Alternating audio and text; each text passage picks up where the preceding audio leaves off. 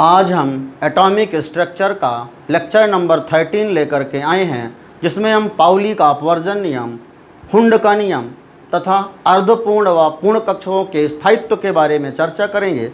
सबसे पहला नियम है पाउली का अपवर्जन नियम।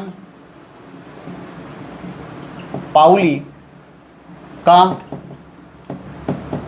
अपवर्जन नियम, देखिए यह नियम जो है सन 1925 में पाउली द्वारा दिया गया। यह नियम 1925 में पाउली द्वारा दिया गया, जो कि इलेक्ट्रॉनिक विन्यास को निर्धारित करने में उपयोगी सिद्ध हुआ। इस नियम के अनुसार किसी भी परमाणु के नियम को कॉपी में लिखते हैं। इस नियम के अनुसार, इस नियम के अनुसार किसी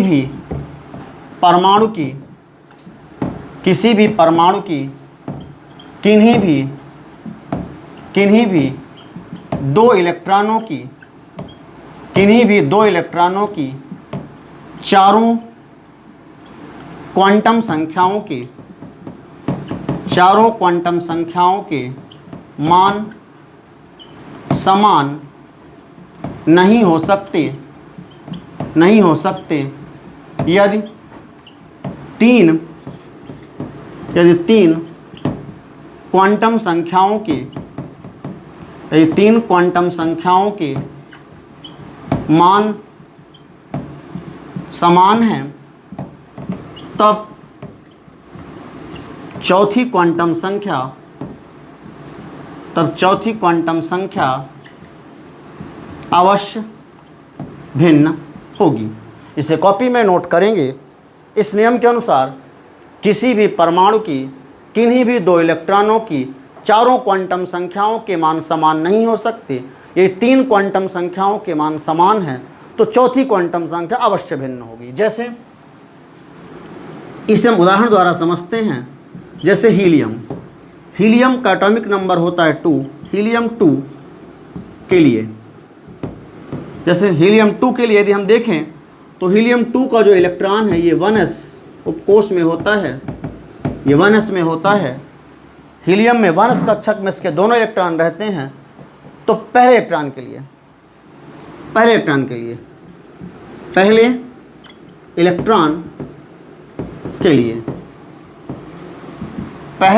लिए हम देखें n बराबर चूँकि पहला कोश है तो 1, l बराबर दिगंशी क्वांटम संख्या s के लिए दिगंशी क्वांटम संख्या का मान क्या होता है? 0 होता है। l बराबर 0। m को यदि हम देखें तो l का मान 0 है तो m बराबर भी 0 होता है। m बराबर 0। s को देखें, इसकी स्पिन किधर है तो फर्स्ट इलेक्ट्रॉन है, +1/2 इसके लिए मान होगा, s = +1/2। इसी प्रकार से दूसरे इलेक्ट्रॉन के लिए यदि हम दूसरे इलेक्ट्रॉन की बात करें तो दूसरे इलेक्ट्रॉन के लिए क्या होगा?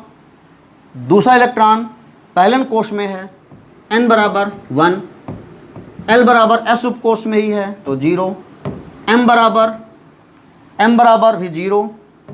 लेकिन स्पिन s बराबर, यदि हम स्पिन की बात करें तो सेकंड इलेक्ट्रॉन के लिए स्पिन है ये -1/2 होती है, ये होती है -1/2।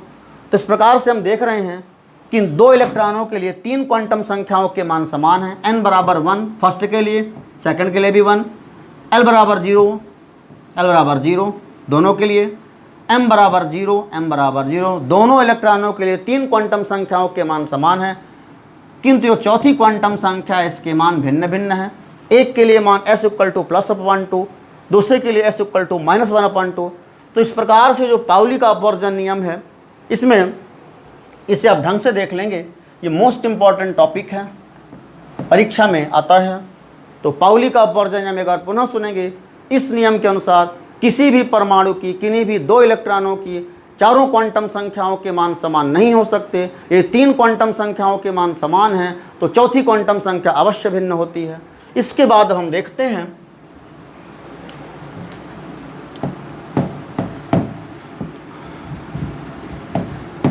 इसे कॉपी में नोट कर लेंगे इस एग्जाम्पल सहित। इसके बाद हम देखते हैं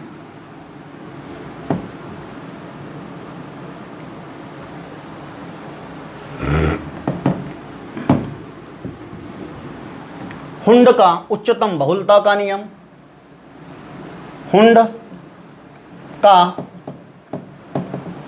उच्चतम बहुलता का नियम। देखिए ये नियम क्या है, यह नियम जो है समान ऊर्जा के कक्षकों में, समान ऊर्जा के कक्षकों में इलेक्ट्रॉनों के भराव के लिए यह नियम हुंड द्वारा दिया गया था। लिखते हैं हुंड द्वारा यह नियम, हुंड द्वारा यह नियम समान ऊर्जा के कक्षकों में, समान ऊर्जा के कक्षकों में इलेक्ट्रॉनों के भराव के लिए दिया गया। हुंड द्वारा यह नियम समान ऊर्जा के कक्षकों में इलेक्ट्रॉनों के भराव के लिए दिया गया। इस नियम के अनुसार, इस नियम के अनुसार देखिए ये नियम क्या कहता है, इस नियम के अनुसार समान ऊर्जा के कक्षकों में, कॉपी में नोट करेंगे, समान ऊर्जा के कक्षकों में इलेक्ट्रॉनों का जोड़ा तब तक नहीं बनता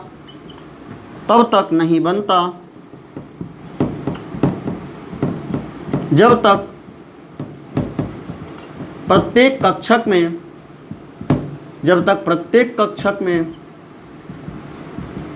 एक एक इलेक्ट्रॉन न चला जाए, जब तक प्रत्येक कक्षक में एक एक इलेक्ट्रॉन न चला जाए। तो इस प्रकार से ये है हुंड का उच्चतम बहुलता का नियम। ये जो है मुख्य रूप से समान ऊर्जा के कक्षकों में इलेक्ट्रॉनों के भराव के लिए हुंड ने दिया था, और इस नियम के अनुसार समान ऊर्जा के कक्षकों में इलेक्ट्रॉनों का जोड़ा तब तक नहीं बनता जब तक प्रत्येक कक्षक में एक एक इलेक्ट्रॉन न चला जाए। इसे उदाहरण द्वारा समझते हैं। देखिए इसके आधार पर जैसे आपको लिखना है ऑक्सीजन 8, इसका विन्यास यदि आप लिखते हैं, इसका इलेक्ट्रॉनिक विन्यास 1s2 2s2 2p 2p4। यदि हम ऑर्बिटल के द्वारा दिखाएं तो ये 1s2 हो गया और ये 2s2 हो गया।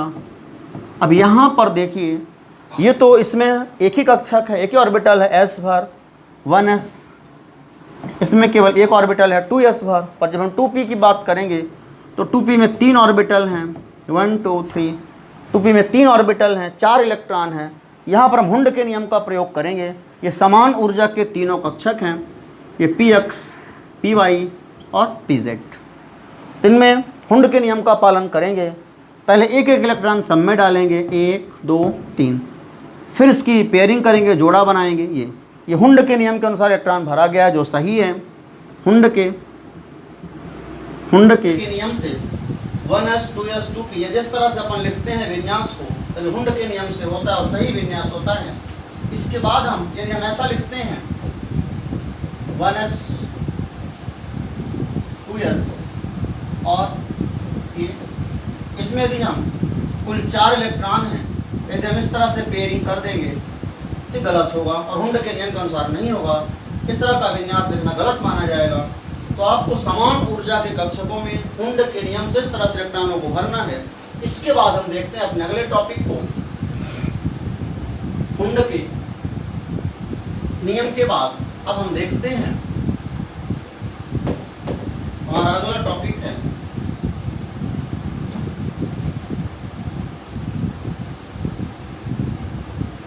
तत्वों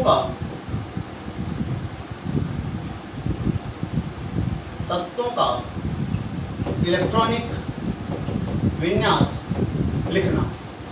देखिए यह अत्यंत महत्वपूर्ण टॉपिक होता है, मोस्ट इंपॉर्टेंट टॉपिक।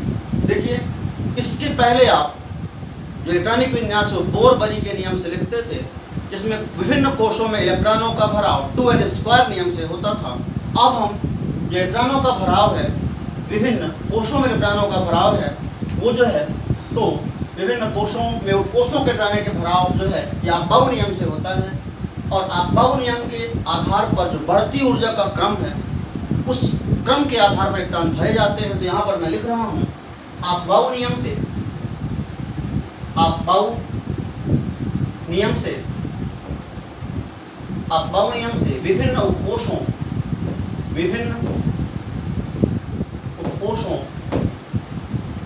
के लिए बढ़ती ऊर्जा का क्रम। अफबाऊ नियम से विभिन्न उपकोषों के लिए बढ़ती ऊर्जा का क्रम, इस क्रम का ध्यान रखेंगे। और हमने पिछले बताया था N+L का नियम, वही क्रम है। इस क्रम के आधार पर इलेक्ट्रॉन भरे जाते हैं। 1s 2s 2p 3s 3p 4s 3d 5s के बाद 4p के बाद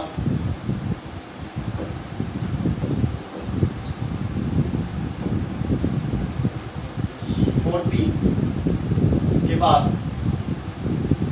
सर यहाँ पर 3d के बाद ही अपना आएगा 4p, फिर आएगा 5s, इसके बाद 6 मान स्टार्ट होंगे और इलेक्ट्रॉन जाएगा 4d में, 4d 5p 6s के बाद आपका 4f 7 मान स्टार्ट होंगे, 4f 5d 6p और 7s। तो इस प्रकार से इलेक्ट्रॉनों का भराव होता है। इसके बाद अब 8 मान स्टार्ट होंगे, 5f 6d 7p और 8s। तो ये जो है विभिन्न उपकोषों के लिए बढ़ती ऊर्जा क्रम ये होता है। आपको पहले भी हमने बताया था, इस क्रम से आपको इलेक्ट्रॉनों को भरना है। इसके आधार पर देखते हैं हम, जैसे आपको लिखना है जिंक 30 का विन्यास, तो आप कैसे लिखेंगे 1s2 2s2 2p6 3s2। और ये तो ध्यान ही रखना है आपको, ये मुख्य बात है, पहले ही बताया हूँ। s p d और f ये 4 जो कोष होते हैं, इसमें जो इलेक्ट्रॉनों की संख्या है, s में अधिकतम इलेक्ट्रॉन 2, p में 6, d में 10 और f में 14। अधिकतम इलेक्ट्रॉन इतने ही आप रख सकते हैं। तो 3s2 3p6 के बाद 4s2 3d10 4p6 5s2 के बाद 4d10 5p6 6s2 1s2 2s2 2p3s2 3p6 4s2 3d10 4p6 5s2 4d10 5p6 6s2 4f14 5d10 और 5d10 6p6 7s2 के बाद 5f। थोड़ा सा गिन लेते हैं। अच्छा, जिंक 30 तक तो करना था, जिंक 30 तक ही करना है, तो इतने करने का मतलब नहीं है। 6 4 10 2 12 6 18 2 20 10 इतने में काम हो जाएगा आपका।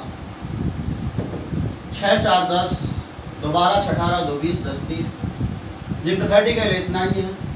ये तो थोरियम 90 का, या और आगे यदि हम जाए, कुल 118 तत्व हैं। यदि हम 118 की बात कर लें अंतिम में, तो इसके लिए भी आप निकाल सकते हैं। देखते हैं, आपको हम लास्ट बताए देते हैं और उसके आधार पर जो है तो आप निकाल लेंगे। सबसे अंतिम को बताएंगे तो उसके पहले वाले तो बन ही जाएंगे आपसे। एक एलिमेंट है आपका अनऑक्टियम।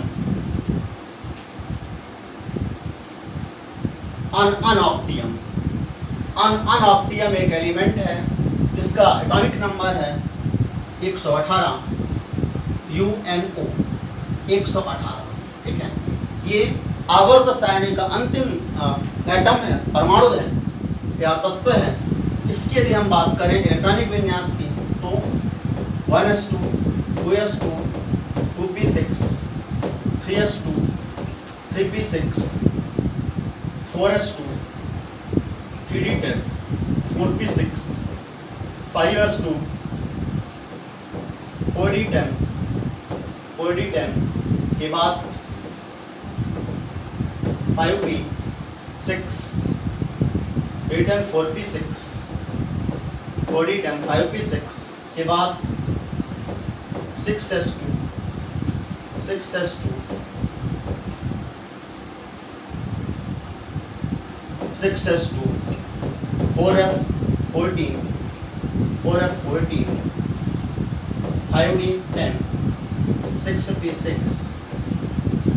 7s2 5f14 5f14 6d10 7p6 8s2 8s2 के बाद अगला जो है इलेक्ट्रॉन, अब किसमें अब 9 मान स्टार्ट होंगे। 9 मान के लिए 5f तो खत्म हो चुका, 6f अभी बच रहा है। 6f14 के बाद अपना 7d 10 के बाद 8p6 के बाद जो है अब यहाँ पर 8p हो गया, 6f 6 2 8 एक फिर 3 6 3 9 7 2 9 8 1 9 के बाद 9s 0 के बाद अब स्टार्ट करते हैं 9s2। सो गिनते हैं कितना हुआ, 2 2 4 6 10 2 12 6 18 2 20 10 30 36 2 48 6 54 2 56 2 70 2 80 86 2 88 86 2 88 और 88 10 98 और 98 4 98 और 4 102 और 10 112 6 118 यहीं तक में हो जाता है। एक बार पुनः गिन लेते हैं, 6 4 10 2 12 6 18 2 20 10 30 6 36 2 38 10 48 6 54 2 56 14 70 10 80 6 86 2 88 88 10 98 4 102 10 112 और 6 118 इधर का कोई मतलब नहीं है। तो जितना आपका अंतिम जो एलिमेंट है जो आवर्त सारणी में दिया गया है अनऑक्टियम नाम का, जिसका एटॉमिक नंबर है 118 118, तो उसका जो विन्यास है इस तरह से लिखेंगे। अब अंतिम का यदि बन गया तो उसके पहले के आपसे बन ही जाएंगे। 6 4 10 2 12 6 18 2 20 10 30 6 36 2 38 10 48 6 54 2 56 14 70 10 80 6 86 86 2 88 88 के बाद यहाँ से 8 मान स्टार्ट होंगे। 86 2 88 10 98 4 102 और 102 10 112 और 6 118। इस प्रकार से आपका पी ब्लॉक का एलिमेंट भी है 118। आप देख रहे हैं कि अपना जो है तो वर्ग 18वें वर्ग का ये तत्व है। तो इस प्रकार से ये होता है। इसके बाद हम देखते हैं तो इस तरह से आप किसी भी तत्व का इकाई विन्यास लिख सकते हैं। अब इसके बाद देखिए, इसके बाद जो है तो हम चर्चा करते हैं अफबाऊ नियम के अपवाद के बारे में। हेडिंग डालते हैं अफबाऊ नियम, अफबाऊ नियम के अपवाद। देखिए, वैसे तो अफबाऊ नियम के कई अपवाद हैं, लेकिन इसमें जो है तो जहां पर अर्धपूर्ण व पूर्ण कक्षों की बात है, अर्धपूर्ण व पूर्ण कक्ष ज़्यादा स्थायी होते हैं। और इस आधार पर आपका सिलेबस में मुख्य रूप से 2 अपवाद हैं। पहला कॉपर और क्रोमियम का अपवाद। क्रोमियम अफबाऊ नियम के 2 अपवादों की बात करते हैं। पहला है क्रोमियम 24। देखिए, क्रोमियम 24 का जो इलेक्ट्रॉनिक विन्यास है ये होता है 1s2 2s2 2p6 3s2 3p6 4s2 3d10 3d4। देखिए, अफबाऊ नियम से ऐसा विन्यास आप लिखते हैं 6 4 10 2 12 6 18 2 20 4 24। यदि ये विन्यास आप लिखते हैं तो ये विन्यास आपका गलत होता है। गलत क्यों होता है? क्योंकि इसमें डी अक्षर अपूर्ण है और अर्धपूर्ण व पूर्ण अक्षर ज़्यादा स्थायी होते हैं।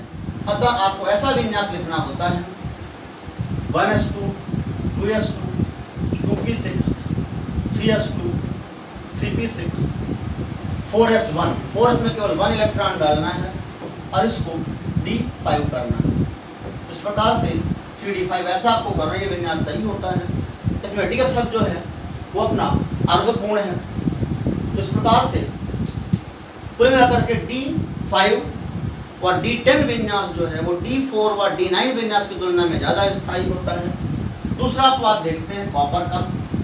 कॉपर 29, इसका विन्यास 1s2, 2s2, 2p6, 3s2, 3p6, 4s2, 3d10। यदि आप ऐसा विन्यास लिखते हैं, आप बाउ नियम से ऐसा ही विन्यास होगा, लेकिन ये विन्यास गलत होगा।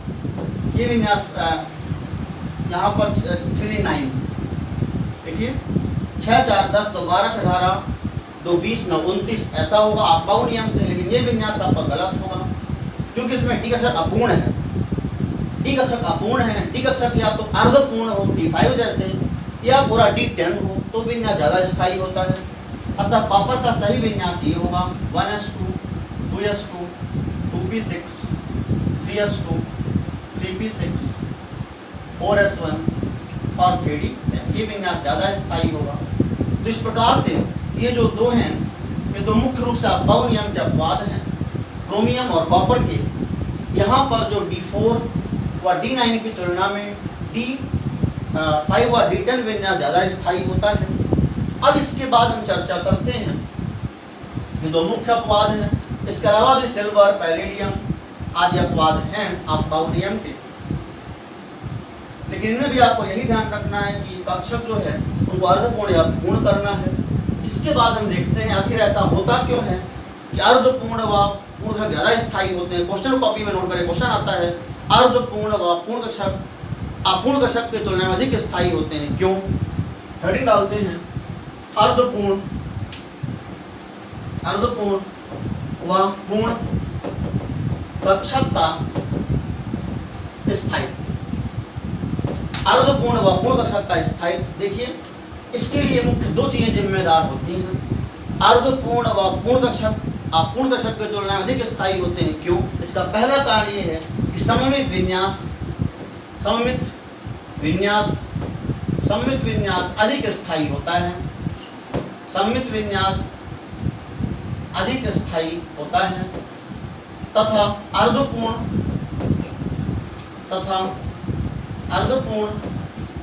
व पूर्ण कक्षक सममित माने जाते हैं तथा अर्धपूर्ण व पूर्ण कक्षक सममित माने जाते हैं। इसलिए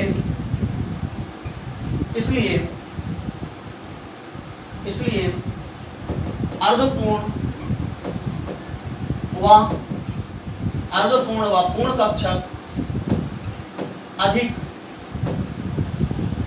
स्थायी होते हैं।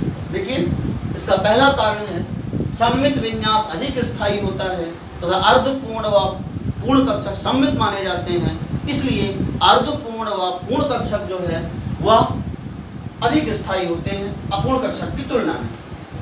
अब इसके बाद दूसरा है, इसके अलावा दूसरा कारण भी है कि देखिए, इलेक्ट्रॉनों के अंतः परिवर्तन से ऊर्जा मुक्त होती है, जिसे अंतः परिवर्तन ऊर्जा कहते हैं। अंतः परिवर्तन ऊर्जा का मान जितना अधिक होता है तो कक्षक का स्तर उतना ज़्यादा होता है। दूसरा कारण है अंतः परिवर्तन ऊर्जा का मान अधिक होने से स्थायित्व में वृद्धि होती है तथा D5 व D10 के लिए अंतः परिवर्तन ऊर्जा का मान D9 व D10 की तुलना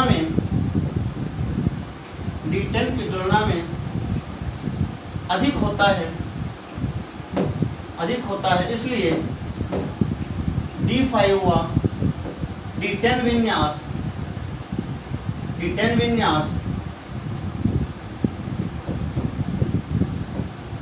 D4 हुआ D9 की तुलना में अधिक स्थायी होता है। तो इसका भी ध्यान रखेंगे, आर्द्रपूर्ण व पूर्ण अधिक स्थायी होते हैं। क्यों? इसके मुख्य दो कारक हैं, इनका ध्यान रखेंगे। इस प्रकार